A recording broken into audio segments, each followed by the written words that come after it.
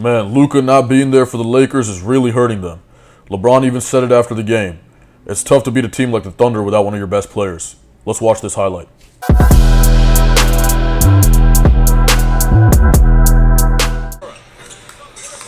three.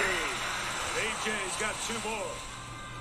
Nothing going. Lakers doing a nice job of getting back quickly. Holmgren, a three. It's tough. You can see the length difference on the court just almost immediately. Look at the length difference, man. Lakers got it too, but the Thunder got a lot of length. I don't think they're quite as defensively. They're great at defense. I think they're the #1 defensive team. But to me, personnel-wise, the Spurs are, just because of Wembanyama, almost Wembanyama just automatically puts them a tier above defensively. But despite them having a lot of offensive firepower and leaning that way as a roster, their defense still performs because they have a lot of length and they still do have defensive ability. I think when it comes to these elite tier teams, though, I think the Spurs are a better defensive team. Statistically, that might not be the case, but with Wembanyama, it's hard because it's hard to put a team with Victor Wembanyama lower on the defensive power rankings than anybody else. I think that's #1 because Wembanyama is elite. It's just hard to argue with a 7'5" guy that can rotate across the entire court. He's a pterodactyl, as I say. First guy I ever called a pterodactyl was Kevin Garnett. There's a mold of player defensively, covers a lot of ground, can fly around, block shots, steal stuff, cover passing lanes, just make it very difficult for people to play the game of basketball offensively. And Victor Wembanyama is certainly a pterodactyl, the best we've ever seen, actually. Chet Holmgren shot the three well against Phoenix. In that 4-game sweep, Reeves on the deck. Ooh, that's tough. Inside hand, high scoop. Ooh, over the big. Giant Slayer, that move is. Oh, see, there you go. That's the length, man. The length is crazy. Up. Hey, that's tough. That's tough. And OKC has a great crowd. Look at the spirit. Look at that. Trying to get some screens and free Smart for three. That's a nice play. Keep it a minute. Back to Gilgeous-Alexander, right around Hayes. Dude, and Shai Gilgeous. I watched a video on how Shai Gilgeous makes the help defender useless, and man, is that true. This guy just, the fluidity, the balance, the navigation skills in here. Navigation, that's a new word I learned. Navigation skills that Shai Gilgeous-Alexander has, man. And that's what a guy like Denny Avdia is solid with. What's his name? Alperen Şengün on the Rockets. Good navigation ability. Once you get into the paint, to take a step here, herky jerk, weird movement, weird timing, and then end up getting by somebody because they jumped earlier, they jumped a little later, whatever. Just trick people, right? I mean, and body control, a little bit of physicality in the navigation.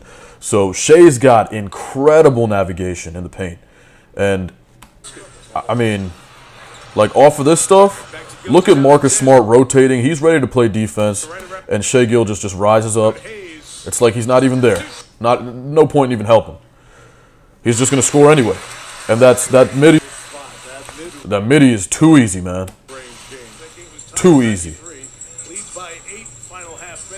Easy split. Look at that. Now you got 3 guys trying to guard Shai, and somebody's wide open. Boom. I mean, this is... I don't like the help from here, right? Because, first of all, you're going to be late a lot of the time because that guy's getting...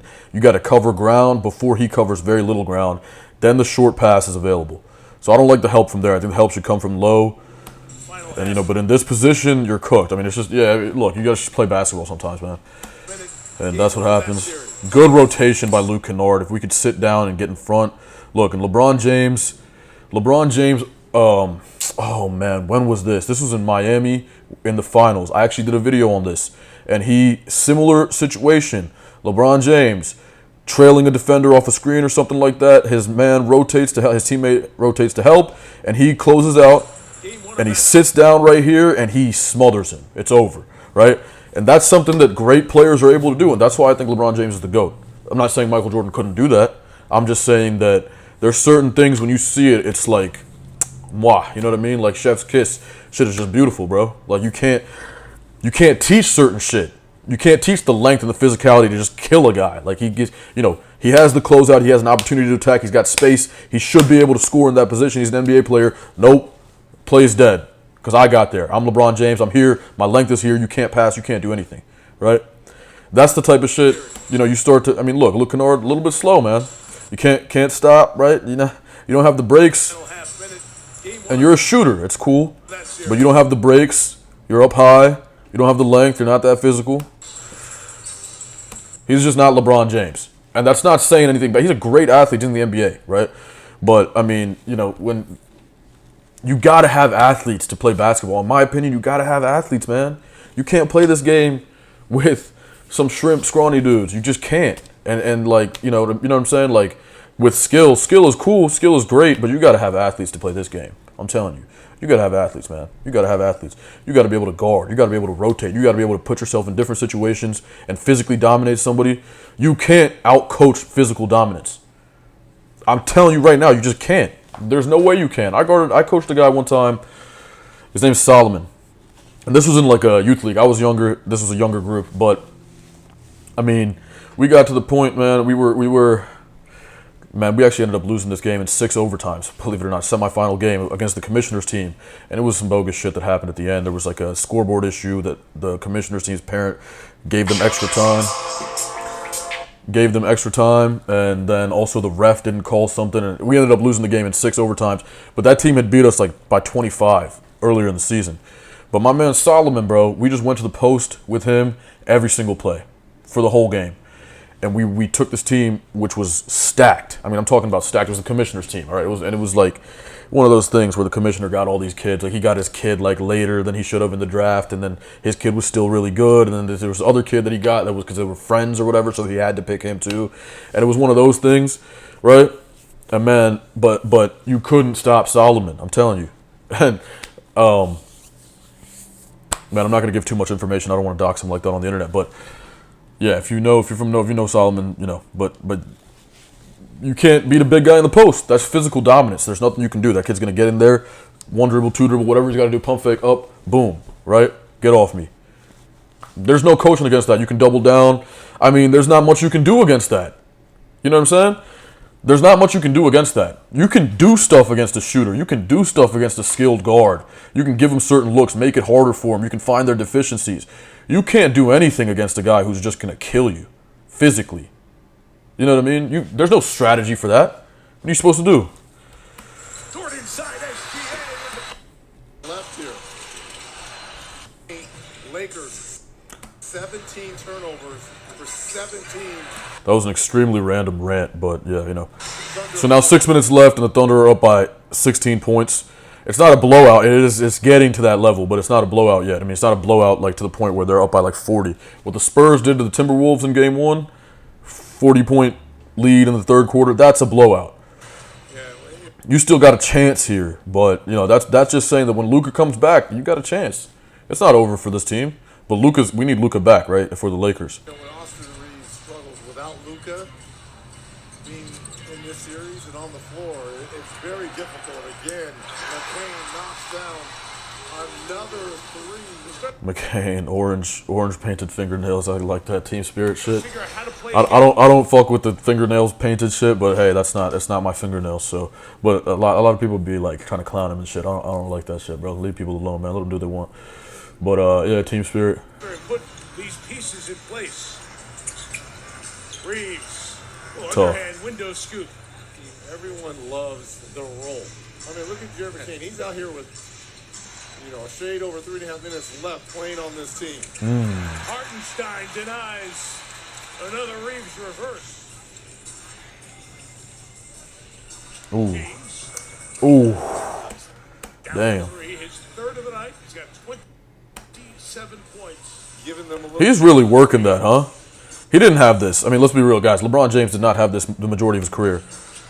Just like against a closeout, just pulling up and shooting the 3. I feel like he wasn't doing that.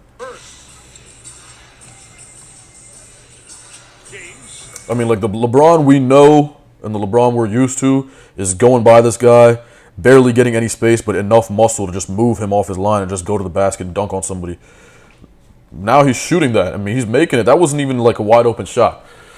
So, interesting to see how he's keeping himself in the game, man. He's keeping himself in there, bro. He's keeping himself in the NBA. If he starts shooting like this and becoming a shooter, he could really extend his shit. You know what I mean? Like, forever. We'll see. But then it's like, you know, it's like you really want that because it's like your dog, you know? When your dog gets really old and they can barely walk and shit, like, are you going to, like, just keep giving them medicine or shit, or are you just going to, like, let it go? You know what I mean? Because they're not living a good quality life anyway. It's the same thing with a basketball career. It's like, what are you going to do, you know? Are you going to keep playing? I mean, for him, he loves basketball. You can just tell. And for me, it depends. I mean, I'm not in that position. I'm not a pro. I like basketball. Always play basketball a little bit. But pro is different. That's a grind, bro. Like, these guys are not. It's not just talent that gets these guys to this position.